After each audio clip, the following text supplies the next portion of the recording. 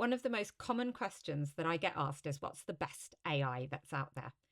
I've been in automation technology and AI for 27 years, so I know a little bit about what I'm talking about here. And there are so many claims out there when it comes to AI and the performance and what products can do and the returns that they give an organization.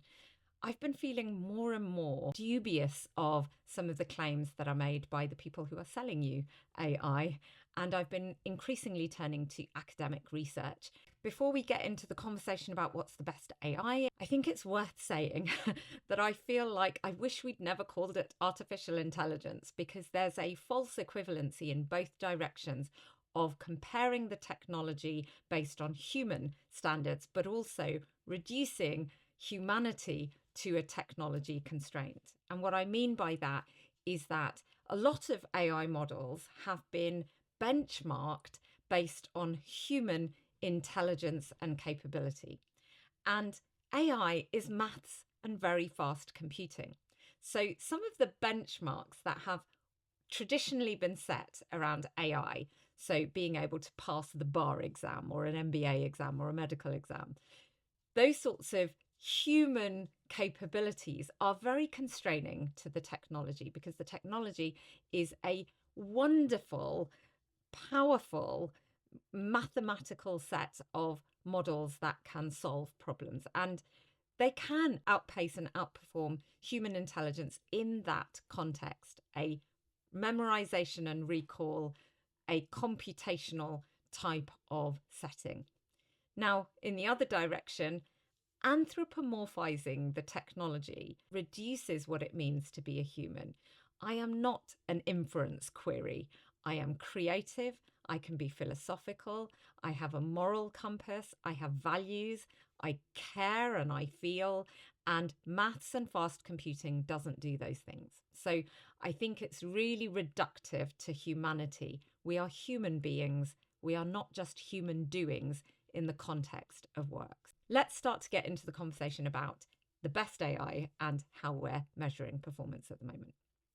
One of the most common scales for measuring AI performance is the ARENA scale, and it uses ELO points. ELO points are based off of the points system in the game of chess, and most of the top performing models at the moment are around about the 1400 ELO points mark.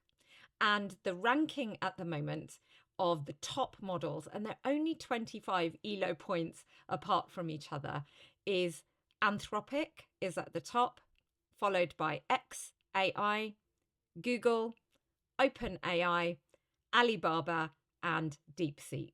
And like I said, these models are very, very powerful. They're much the muchness at the moment. They all perform very similarly because they're only 25 ELO points apart from each other.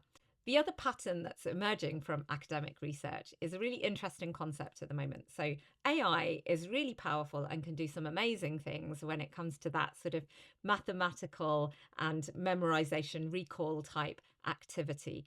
But it's really struggling on creative problem solving, the Towers of Hanoi, for example, and also analog comprehension, so telling the time off an analog clock face.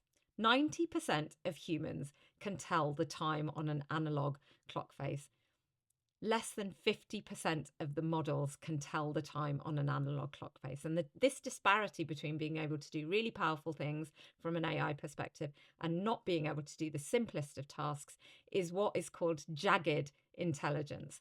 And jagged intelligence is going to make a difference, particularly posing a risk when it comes to deploying agentic AI in a business.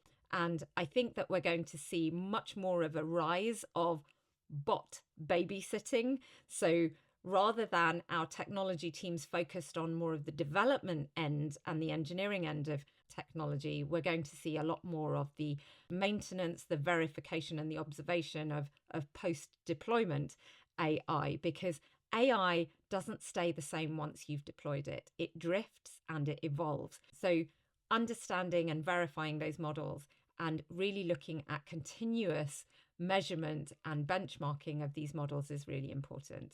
And jagged intelligence is something to be really, really clear on, because deciding in a business, discerning what should we give to the AI and what should we keep to humans is going to be a really important thing.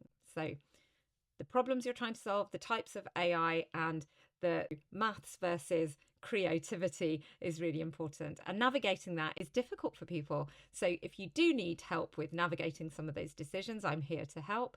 And for more content like this, do give me a follow.